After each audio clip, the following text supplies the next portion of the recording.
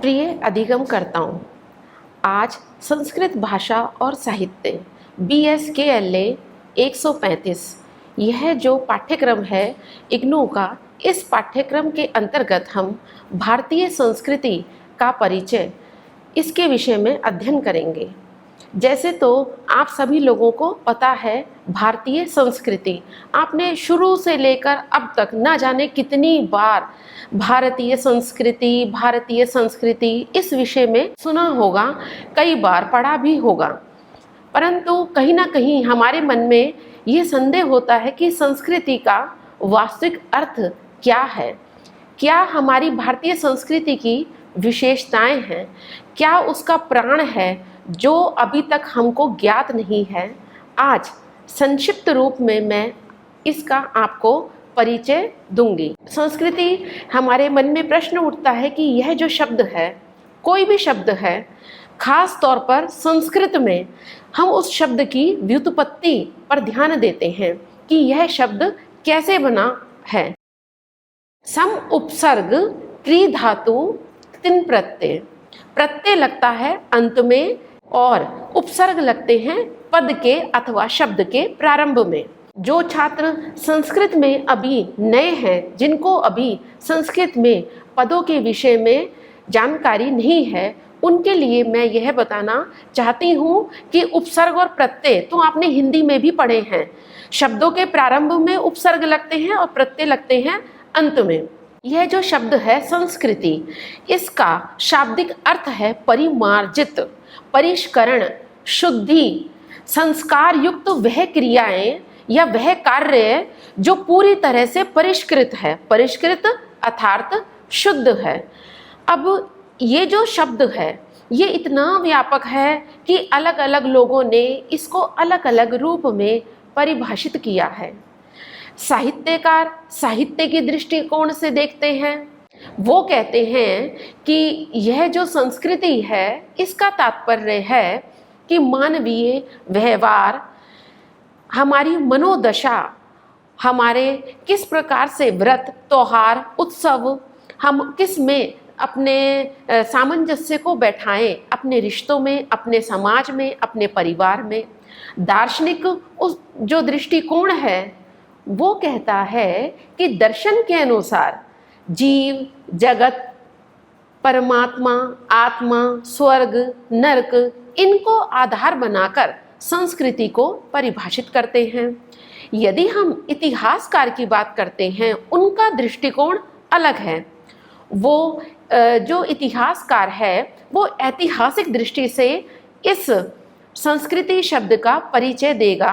किसी देश अथवा राष्ट्र या फिर किसी समूह में कैसे खान पान था, किस प्रकार का व्यवहार था, आचार कैसा था, लोगों की क्रियाएं कैसी थी, वो इस दृष्टि से।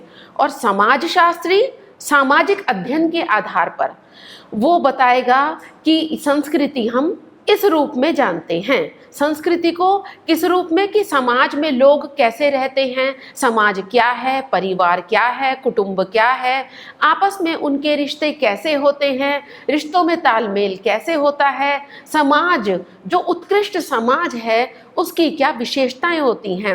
अलग अलग दृष्टिकोण है। उसी प्रकार से हम जब देखते हैं कि भारतीय दर्शन की बात करते हैं तो भारतीय दर्शन भी अलग हैं। वो भी, उसका भी कारण यही है कि दृष्टिकोणों में मतभेद है। ऐसा नहीं है कि सभी बातों में मतभेद है, परंतु कुछ बातों में मतभेद होता है और कुछ बातों में समानताएं होती हैं। अलग अलग विद्वानों ने, दार्शनिकों ने अलग अलग प्रकार से संस्कृति को परिभाषित किया है। उसी रूप में वाचस्पति गैरोला ने भी संस्कृति का अर्थ बताया है उत्तम अथवा श्रेष्ठ क्रियाएं। उत्तम अथवा श्रेष्ठ क्रियाएं मतलब जिनका अनुकरण श्रेष्ठ लोग करते हैं। संस्कृति का संबंध मनुष्य के शरीर, प्राण, मन और बुद्धि से होता है। जैसे मैं आपको पहले भी बता चुकी हूँ कि संस्कृति का क्लेवर अत्यंत ही विस्तृत है। परिभाषा में इसको हम बांध नहीं सकते, परंतु फिर भी राजगोपालाचारी के अनुसार किसी भी जाति अथवा राष्ट्र के सभ्य अर्थात शिष्ट जो पुरुष हैं, उनके विचार, वाणी एवं क्रिया में जो रूप व्यक्त होता है, अभिव्यक्त होता है, उसे हम संस्कृति के रूप में जानते हैं, वह संस्कृति है। इसी प्रकार डॉक्टर रामजी उपाध्याय ने संस्कृति को परिभाषित भी किया है। वह कहते हैं, संस्कृति वह प्रक्रिया है जिससे किसी देश के सर्वसाधारण का व्यक्तित्व निष्पन्न होता है, और जब वो निष्पन्न होता है व्यक्तित्व, उस निष्पन्न व्यक्तित्व के द्वारा लोगों को जीवन और जगत के प्रति एक अभिन्न दृष्टिकोण की प्राप्ति होती है। इसी प्रकार पंडित नेहरू ने अपनी पुस्तक भारत एक खोज में लिखा है, भारतीय संस्कृति कैसी है, क्या उसकी विशेषता है। भारतीय संस्कृति अथाह महासागर के समान है, अथाह मतलब जिसका कोई छोर नहीं है, जिसका कोई आदि और अंत नहीं है, जिसमें सदियों से अनेक संस्कृतियां आकर विलीन होती रहती हैं। संस्कृति शारीरिक और मानसिक शक्तियों का प्रशिक्षण, दृढ़ीकरण या विकास अथवा उससे उत्पन्न अवस्था है। इस रूप में पंडित नेहरू ने भारतीय संस्कृति को परिभाषित किया है।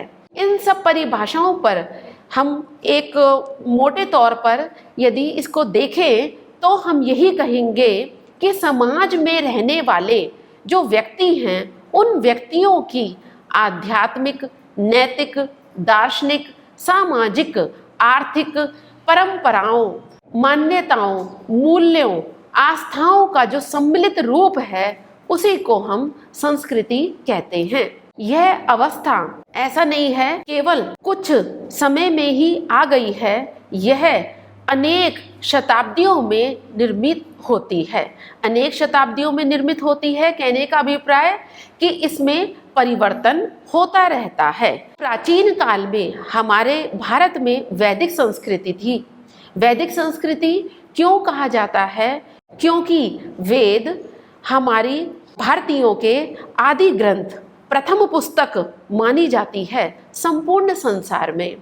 जब वेद आदि पुस्तक मानी जाती है और वेद को हम आदि पुस्तक के रूप में स्वीकार करते हैं, तो वेद और उसमें जो व्याप्त संस्कृति है या उसमें जो दृष्टिगोचर होती है संस्कृति, वो कैसी संस्कृति है? सबसे प्राचीन, क्योंकि हमारा जो आदि उद्गम स्थल वो वेद ही है। वेदों में जो संस्कृति मिलती है उसी से हमको यह पता चलता है कि हम वेद काल में किस प्रकार से अपना जीवन यापन करते थे, हमारा खान पान कैसा था, हमारे रीति रिवाज कैसे थे, हमारी परंपराएं क्या थी, कैसे हमारा समाज था, आचार विचार कैसे थे, किस प्रकार के नियम थे, हमारे उत्सव, व्रत, त्योहार, हमारी धार्मिक मान्यताएं, हमारी दार्शनिक मान्यताएं, हमारे मूल्य, हमारे अंधविश्वास यदि थे तो वो क्या थे। यदि हमें किसी भी काल की संस्कृति को पहचानना हो तो हमें उस काल में जो साहित्य है उसका अध्ययन करना होगा, क्योंकि किसी भी काल का साहित्य जो है वो समाज का दर्पण होता है। उस समय समाज में क्या मान्यताएं थी, क्या चीज़ें व्याप्त थी, वो सभी उस काल की जो साहित्य है उसमें वो दृष्टिगोचर होता है, परिलक्षित होता है। हमारे वेद, पुराण, रामायण, महाभारत, उपनिषद, यदि इन पर हम दृष्टि डालते हैं तो हम देखते हैं कि किस किस प्रकार से आदि से लेकर और अब तक, यानी वैदिक काल से लेकर और लौकिक संस्कृत तक, यानी कि वर्तमान तक क्या क्या परिमार्जन और परिशोधन हुए हैं। किसी भी वस्तु का परिमार्जन और परिशोधन होना उसकी नवीनता का परिचायक है। यदि वो एक स्थान पर एक जैसा ही रहेगा तो वो समय के अनुसार नहीं रहेगा। यही भारतीय संस्कृति की विशेषता भी है कि उसमें प्राचीनता है, वो लगातार अनवरत रूप से गतिशील होती रही है। तो संस्कृति और संस्कृत का संबंध है, क्योंकि जो हमारी संस्कृति प्राचीन काल में, वैदिक काल में विद्यमान थी, वह हमें संस्कृत साहित्य में विशिष्ट रूप से देखने को मिलती है। क्योंकि संस्कृत साहित्य आदि काल से, वैदिक काल से हमारे साथ, मानव के साथ लगातार गतिशील है, प्रवाहित है।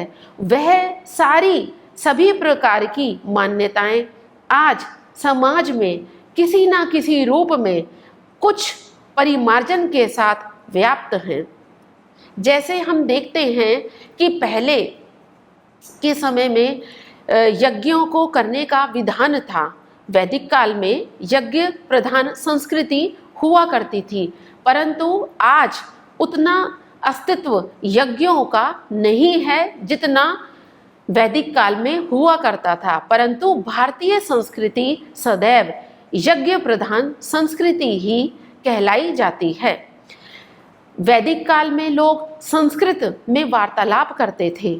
आज संस्कृत में वार्तालाप यदा कदा ही कुछ ही लोग करते हैं, क्योंकि उसके प्रति भी अनेकों कारण हैं। यदि हम देखें तो संस्कृत जो है उसे हमने अपनी जो हमारी 22 राज्य भाषाएं हैं, या जिसको हम कहें जो 22 हमारी 8वीं अनुसूची में 22 भाषाओं को स्थान दिया है, उसमें संस्कृत को इतना महत्व नहीं दिया कि उसको हम आज ऐसे इस प्रकार बोलचाल की भाषा के रूप में देखें। परंतु ये हमारे लिए गर्व और हमारे अस्तित्व की पहचान की भाषा है, इसलिए हमें इसको आज अपनाना चाहिए। समय के साथ थोड़ा परिवर्तन हुआ है। आज संस्कृति में हम संस्कृत का उतना प्रचलन नहीं देखते हैं, परंतु होना चाहिए, क्योंकि यह हमारी भारतीयता की पहचान है। इसके अतिरिक्त कुछ ऐसी चीज़ें हैं जो आज भी विद्यमान है। जैसे हम कहते हैं कि उस काल में भी, जैसे हम वहाँ पर जाते थे, गुरु के आश्रम में शिष्य जाते थे विद्या अर्जन करने के लिए, गुरुकुल में जाकर, वहाँ पर जाकर वह गुरु के सानिध्य में रहते थे, अंतेवासी कहलाते थे। गुरुकुल की सभी प्रकार की क्रियाओं को, सभी प्रकार के नियमों का पालन करते थे। जो भिक्षाटन करके लाए और गुरु ने उदर पूर्ति के लिए उन्हें दिया, उसी के द्वारा वह अपने उदर की पूर्ति करते थे या अपने जीवन का यापन करते थे। गुरु से पहले उठना, उनके सोने के बाद सोना, सभी प्रकार के नियमों का पालन करना, अनुशासन में रहना, यह वैदिक कालीन संस्कृति थी, जो आज भी हम गुरुकुल प्रणाली में सजीव रूप से देखते हैं, जो यह हमारे लिए अच्छा सकारात्मक संकेत है। हम देखते हैं परिवार में आपसी तालमेल, सौहार्द थोड़ी सी न्यूनता है, परंतु अभी भी हम देखते हैं वसुदैव कुटुंबकम, सबके साथ मिलकर रहने की जो हमारी संस्कृति है, परिवार का महत्व, समाज का महत्व, वो आज भी हमारे बीच में विद्यमान है, उसको हम स्वीकार करते हैं। भारत, जैसा कि हम जानते हैं, एक धर्मनिरपेक्ष राष्ट्र है। विविध प्रकार के धर्म, विविध प्रकार के वर्ग, भाषा, बोली, मूल्यों, संस्कृतियों को मानने वाले लोग यहाँ पर आसानी से अपनी अपनी संस्कृति का पालन करते हैं, अपना जीवन यापन करते हैं। यही विविधता में एकता भारत की पहचान है। उसमें भी हमने अपनी संस्कृति को, अपनी मूल्यों को, अपने विश्वास को, अपने धर्म को, अपने दर्शन को, अपने ज्ञान को, ज्ञान की उस परंपरा को लगातार अजस्र रूप में प्रवाहित किया है, बरकरार रखा है। यह हम सब लोगों के लिए बहुत ही अच्छी बात है।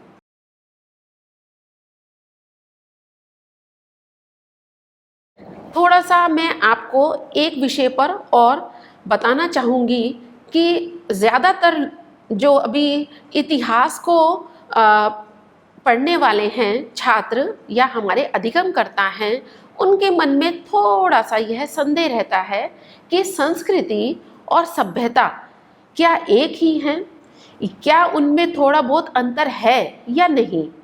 प्रायः तो जब हम बात करते हैं तो संस्कृति और सभ्यता दोनों हमें एक जैसी ही दिखती हैं। हम कहते हैं सभ्यता क्या है कि पहले वो सिंधु घाटी सभ्यता थी, ये सभ्यता थी, आज ये वाली सभ्यता है। हम इस प्रकार से हम अपने परिवर्तन के साथ समय के अनुसार अपनी संस्कृति और सभ्यता में परिवर्तन करते हुए आज भी लगातार उसी धुरी पर गतिमान हैं, जीवन जीने की कला में लगातार दौड़ते चले जा रहे हैं। लेकिन संस्कृति और सभ्यता में थोड़ा सा अंतर है। वो थोड़ा सा अंतर मैं सामान्य रूप से, संक्षिप्त रूप से आपके साथ थोड़ा सा आपको बताना चाहती हूँ।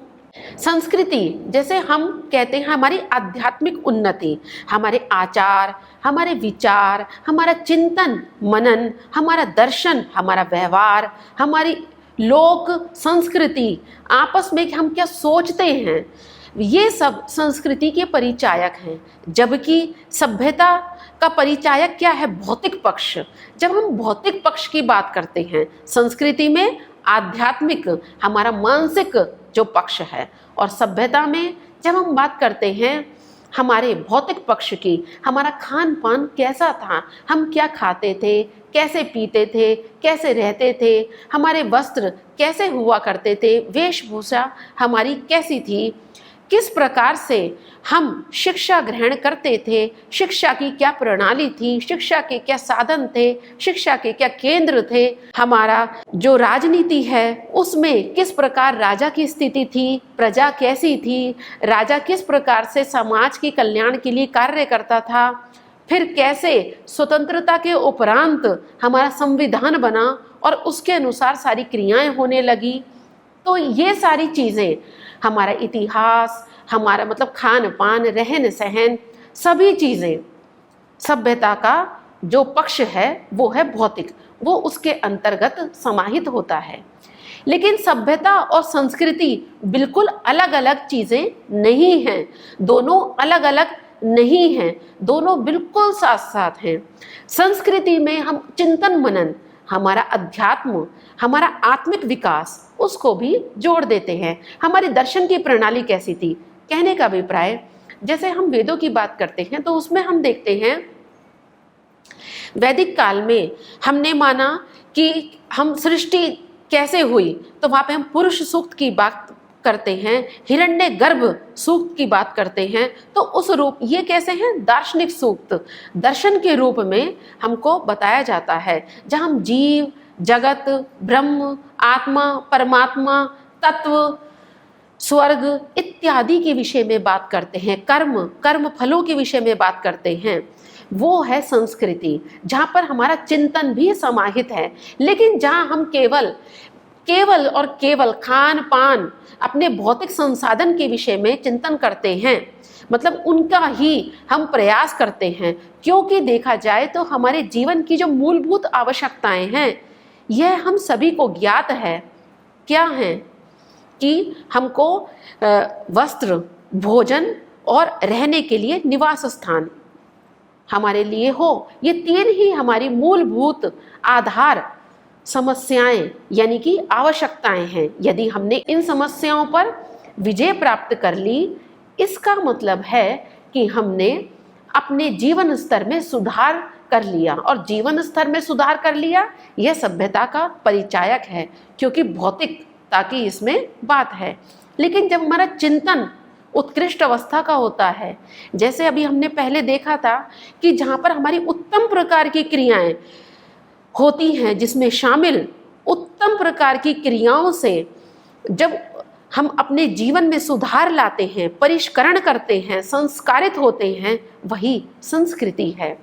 और संस्कृति का अनुकरण कौन करता है? संस्कृति का अनुकरण करता है सभ्य समाज, पढ़ा लिखा समाज, जिसमें विवेक है, उचित और अनुचित का, जिसको विवेक ज्ञात है कि मुझे क्या करना है क्या नहीं, क्या तो करणीय है और क्या अकरणीय है। तो सभ्यता और संस्कृति में थोड़ा सा अंतर है।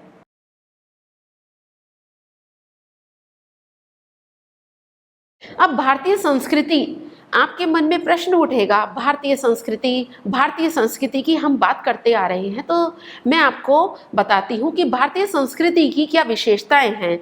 संबंधों में आत्मीयता, जैसे हमने देखा है गुरु शिष्य संबंध हमने देखा आश्रम व्यवस्था में, हमने देखा परिवारों में जो कुटुंब हुआ करते थे, क्योंकि संयुक्त परिवार की प्रणाली थी जो आज भी कहीं कहीं पर विद्यमान है। वो जो है संबंध माता पिता के, पिता पुत्री के, पति पत्नी के आपस में जो संबंधों में एक आत्मीयता है, वह भारतीय संस्कृति की एक अमूल्य धरोहर है, पहचान है। यही हमारी विशेषताएं हैं। 16 प्रकार के संस्कार, 16 प्रकार के संस्कार कहने का मतलब संस्कार, शोधन, परिमार्जन, शुद्धि, यह जन्म से लेकर और मृत्यु तक चलते हैं। गर्भाधान, पुंसवन, सीमांतोन्नयन, जात कर्म, नामकरण, निष्क्रमण, अन्नप्राशन, अनेकों प्रकार के संस्कार हैं। फिर उपनयन संस्कार, जब हम विद्या का प्रारंभ करते हैं कि हम विद्या ग्रहण करने के लिए बालक को भेजा गया गुरुकुल में जाने से पूर्व उसका उपनयन संस्कार होता था। किसका? ब्राह्मण, क्षत्रिय और वैश्य, जिसकी संज्ञा होती थी द्विज, जिसका दूसरा जन्म होता था, पहला जन्म माता के गर्भ से और दूसरा जन्म इस उपनयन संस्कार के द्वारा, जिसमें उसको यज्ञोपवीत धारण करवाया जाता था। आज भी यह प्रथा विद्यमान है हमारी संस्कृति में, यह एक सकारात्मक इसका पक्ष है। उसके उपरांत जब बालक ने विद्या प्रारंभ करना शुरू कर दिया, फिर उसके बाद विद्या ग्रहण करने के बाद कर्ण वेद संस्कार, फिर उसने जब उसके विद्या पूरी हो गई, फिर उसके घर वालों ने सोचा कि अब इसको घर पे लाया जाए बालक को। उससे पूर्व उसका समावर्तन संस्कार, शिक्षा की समाप्ति पर, फिर उसके उपरांत उसका विवाह संस्कार, जो कि हमारे भारतीय समाज में एक सामाजिक संस्था है और जिसका सभी के द्वारा एक स्वीकारोक्ति इसको प्रदान की जाती है, सभी के द्वारा स्वीकार्य है। पहले के समय में 8 प्रकार के विवाह प्रचलित थे। 4 तो ऐसे विवाह थे जिनको हम श्रेष्ठ दृष्टि से देखते थे और 4 प्रकार के विवाह जो कि श्रेष्ठ दृष्टि से नहीं देखे जाते थे। उसके बाद वानप्रस्थ आश्रम, संन्यास आश्रम, फिर जब हमारे जीवन का अंत है अंत्येष्टि संस्कार। तो इस प्रकार जीवन प्रारंभ हुआ और जीवन का अंत जहाँ पर हुआ, प्रारंभ से लेकर अंत तक 16 संस्कार, षोडश संस्कार भारतीय संस्कृति के प्राणभूत मूल्य के रूप में प्राचीन काल में स्वीकार किए जाते थे। आज कुछ लुप्त हो गए हैं, परंतु कुछ आज भी विद्यमान हैं, जैसे उपनयन संस्कार, अंत्येष्टि संस्कार, नामकरण संस्कार, विद्यारंभ संस्कार जिसको हम कहते हैं, और जैसे कुछ लोग नामकरण संस्कार भी करना शुरू अपने घर में करते हैं, सीमांतोन्नयन भी कहीं पर किया जाता है, उसी प्रकार से समावर्तन संस्कार करने की भी प्रथा है। तो कुछ संस्कार जो आज भी हमारी संस्कृति के प्राण हैं। 4 प्रकार के आश्रम व्यवस्था विद्यमान थी प्राचीन संस्कृति में। ब्रह्मचर्य आश्रम, गृहस्थ आश्रम, वानप्रस्थ आश्रम और संन्यास आश्रम। सबसे पहला ब्रह्मचर्य आश्रम कहने का मतलब, जब ब्रह्मचारी बनकर उपनयन संस्कार के उपरांत जो बालक है वो गुरु के पास जाता था परंपरागत रूप से विद्या ग्रहण करने के लिए, और उसका उद्देश्य होता था गुरु की सेवा करना और विद्या को ग्रहण करना, अच्छे अच्छे संस्कारों का आदान करना, उनको सीखना। इसके अतिरिक्त हम देखते हैं हमारी संस्कृति की जो विशेषता है वो है प्राचीनता। इतनी प्राचीन संस्कृति है, मैंने आपको पहले ही बता दिया, समय के अनुसार परिवर्तन होता गया, परंतु यह अत्यंत ही प्राचीन संस्कृति है। परिमार्जन होता गया, शुद्धिकरण होता गया। एक जगह पानी भरा है, यदि उसमें किसी भी प्रकार का बहाव नहीं होगा, निरंतर नहीं बहेगा, नदी निरंतर नहीं बहेगी, तो सफाई कैसे होगी?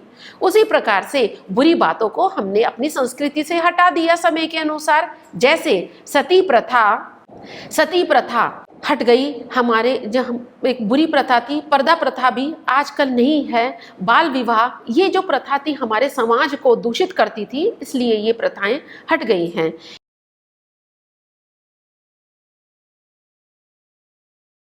इसके उपरांत अब महाकवि जो आपके पाठ्यक्रम में लगे हैं, महाकवि भर्तृहरि के शतक, 3 इनके शतक हैं, नीति शतक, श्रृंगार शतक और वैराग्य शतक। आपका जो पाठ्यक्रम है उसमें नीति शतक, नीति यानी न्याय संबंधित नियम, क्या आचरण करना चाहिए, कैसे हमको रहना चाहिए, किस प्रकार का हमें व्यवहार करना चाहिए, विद्या की महिमा, परोपकार, सत्संगति, काल की महिमा, भाग्य, कर्मों की प्रधानता, दुर्जन और सज्जन में भेद, इस प्रकार के अनेकों विषय जो हमारे लिए किसी भी समय अत्यंत ही उपयोगी थे, आज हैं और हमेशा रहेंगे, क्योंकि ये सार्वकालिक सार्वभौमिक सत्य हैं। श्रृंगार शतक और वैराग्य शतक, ये तीनों ही इनके शतक हैं जो कि बहुमूल्य हैं। इन शतक के माध्यम से महाकवि भर्तृहरि जी ने बताने का प्रयास किया है कि विद्या हमारे लिए कैसी है, चाहे हम विदेश चले जाएं, उसकी महिमा कहीं पर भी कम नहीं होती है। उसी प्रकार से कहते हैं, यदि व्यक्ति अच्छे कर्म करता है तो उसको अच्छा फल मिलता है, बुरे कर्म करता है तो बुरा फल मिलता है, इसलिए हमको अच्छे कर्म करना चाहिए। इसके अतिरिक्त अपनी वाणी का, शब्दों का नियंत्रित होकर, संयमित होकर हमें प्रयोग करना चाहिए। कैसे शब्द हमारे मुंह से निकल जाएं, किस प्रकार से किसका आहत कर दें, इसका भी हमें सोच समझ कर पालन करना चाहिए, क्योंकि एक बार हमारे शब्द जो निकल जाते हैं वो किसी के मन पर, यदि बुरे शब्द हैं तो बुरा प्रभाव डालते हैं, यदि अच्छा बोला है तो अच्छा प्रभाव भी हमेशा बना रहता है। इसलिए कर्मों की प्रधानता भी है, वाणी की प्रधानता भी है, सज्जनों का साथ, सत्संगति यानी कि सज्जन व्यक्तियों का संगत, जैसी संगत वैसी रंगत, तो हमें सज्जनों का साथ हमेशा निभाना चाहिए, उनका आचरण, उनका अनुकरण करना चाहिए और दुर्जनों से सदैव दूर रहना चाहिए, क्योंकि वो सर्प की भांति हैं।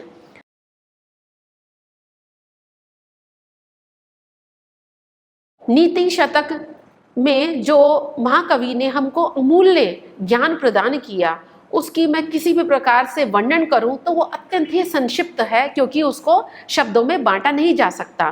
फिर बारी आती है कठोपनिषद। कठोपनिषद जैसे कठ शाखा से संबंधित है।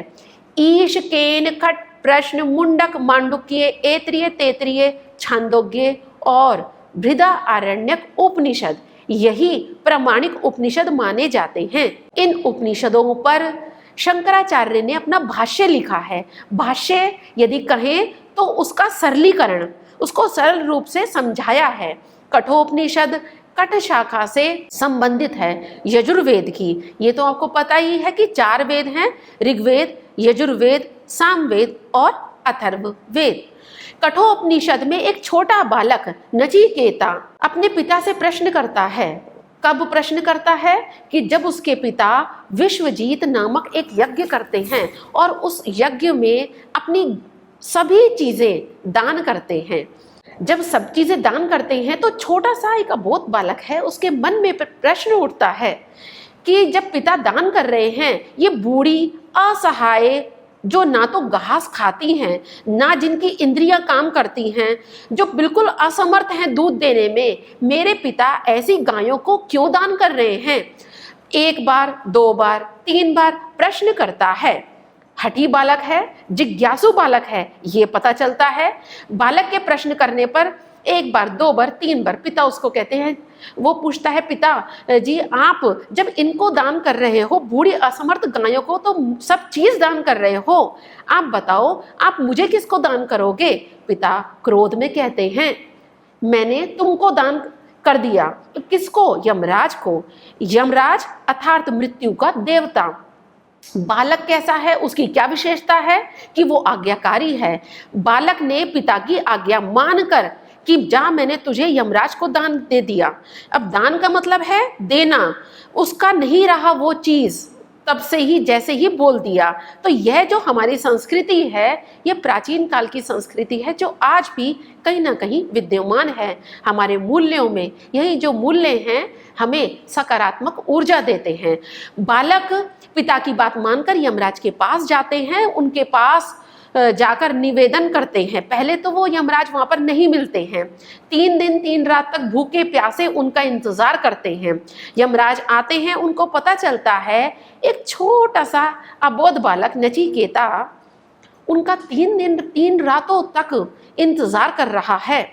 अतिथि सत्कार के महत्व समझते हैं वो, और फिर वो कहते हैं कि जाओ मैं आपको 3 वर देता हूँ, क्योंकि कहीं ना कहीं उनके मन में पश्चाताप की एक जो भावना थी कि मेरे यहाँ पर एक ब्राह्मण बालक रहा भूखा प्यासा 3 दिन तक।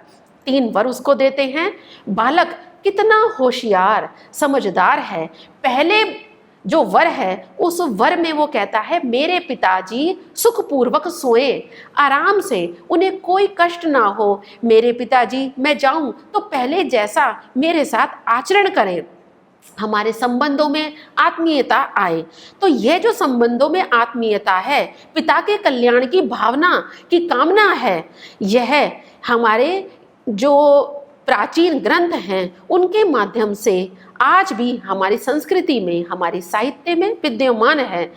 यमराज उसको यह वर देते हैं। दूसरा वर मांगता है अग्नि चयन की विद्या का रहस्य, कितनी ईंटें लगाई जाएं, कैसे ईंटें लगाई जाएं, किसमें, यज्ञ की वेदी में। प्राचीन कालीन संस्कृति यज्ञ प्रधान संस्कृति थी, जिसमें यज्ञों को करने का विधान था।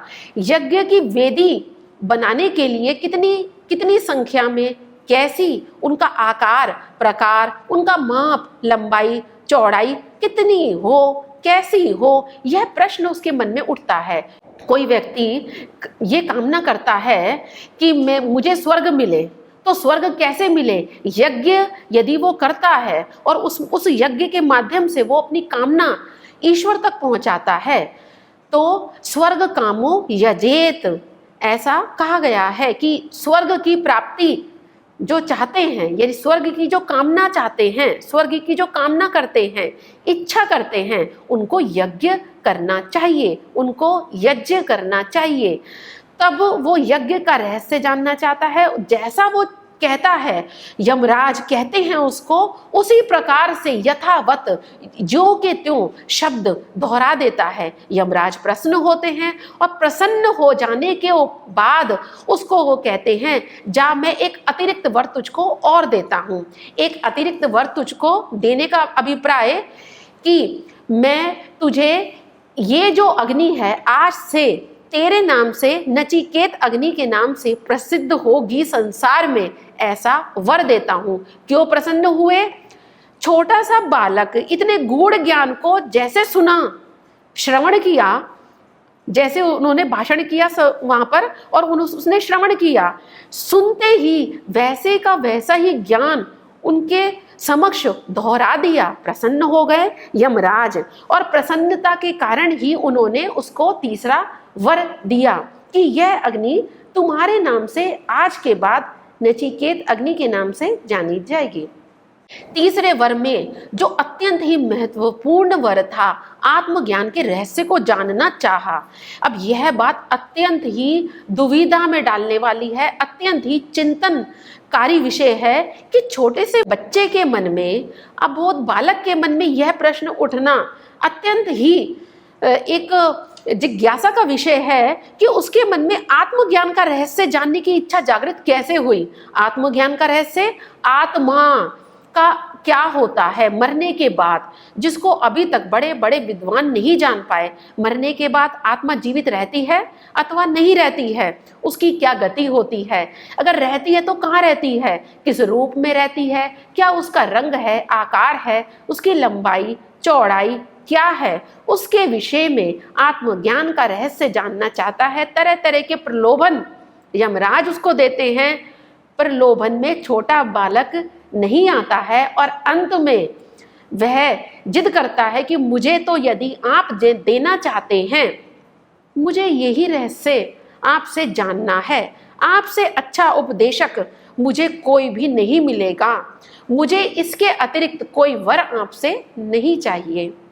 फिर उसकी इस जिज्ञासा को देखकर, उसकी हठ प्रवृत्ति को देखकर यमराज प्रसन्न हो जाते हैं, उसको वर देते हैं, आत्मज्ञान का रहस्य बताते हैं, वो रहस्य जो विद्वानों की हृदय रूपी गुफा में छिपा रहता है, जिसको समझना अत्यंत ही कठिन है।